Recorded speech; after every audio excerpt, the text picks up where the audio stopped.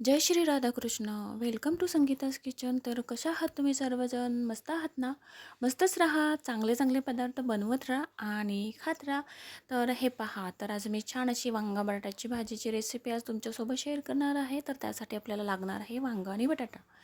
आणि इकडे पॅन देखील छान असं गरम झालेलं आहे. तर त्याच्यामध्ये 3 चम्मच तेल टाकून घ्यायचं आहे आपल्याला आणि किंचित असं राई टाकून घ्यायचं आहे आणि किंचित असं जिरं टाकून घ्यायचं आहे.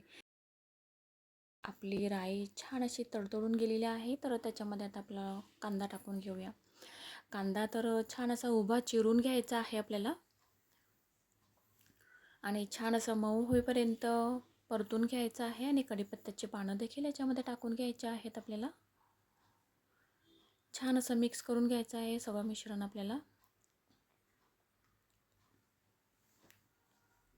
तर कांदा तर आपला छान असा मऊ झालेला आहे. तर त्याच्यामध्ये 1 चम्मच लाल मसाला टाकून घ्यायचा आहे, 1 चम्मच गरम मसाला, 1 चम्मच हळद, 1 चम्मच धणे पावडर टाकून घ्यायचं आहे आपल्याला.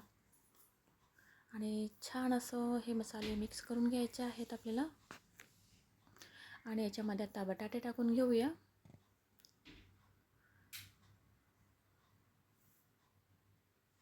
आणि वांगं देखील टाकून घेऊया. तर अशा प्रकारे मी कट करून घेतलेले आहेत वांगं बटाटा. आणि त्याच्यामध्ये टोमॅटो आणि मिरची देखील टाकून घेऊया आपण आणि छान असं मिक्स करून घेऊया.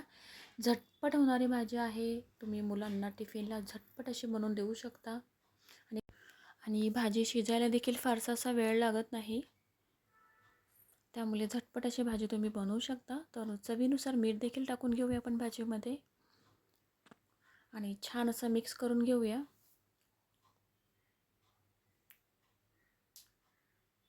तर फक्त असं थोड्या वेळासाठी झाकण देऊन ठेवून द्यायचं आहे आपल्याला.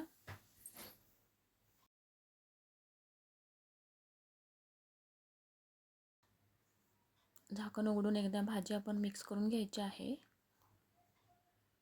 आणि पुन्हा एकदा झाकण देऊन ठेवून देऊया भाजी. तर पाहू शकता थोड्या वेळाने झाकण उघडून पाहिलेलं आहे आणि भाजी आपली छान अशी रेडी झालेली आहे खाण्यासाठी. छान अशी मिक्स करून घेऊया.